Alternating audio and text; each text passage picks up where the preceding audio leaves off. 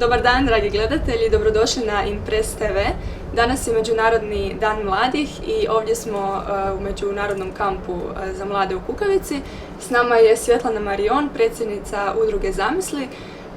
Pa, gospođo Svjetlana, dobrodošli, hvala vam što ste ovdje s nama. Zašto ste odlučili provesti dan ovdje?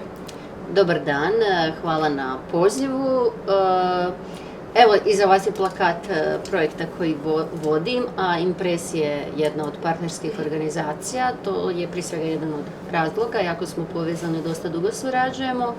A drugi od razloga je članica sam Europskog gospodarskog i socijalnog odbora i u toj ulozi sam danas ovdje u panelu sudjelovala i razgovarali smo o toj jednoj europskoj perspektivi za mlade.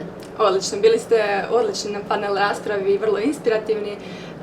Što biste možda poručili mladima u Hrvatskoj, ali i u cijelom svijetu? Pa, obično kada su ovakve prilike, onda se sjetim jedne poruke koja je mene jako dotaknula kada sam bila mlada, neću reći koje godine, ali dosta davno. I to je na jednom skupu izrekao naš sadašnji predsjednik, kojeg vjerojatno mladi poznaju jer je dosta showman i privlači pažnju mladih. Ali tada nam je želio reći nešto jako važno i pametno i citirao je američkog predsjednika Kennedyja. Poruka mladima, nemojte sjediti i čekat, radite i griješite.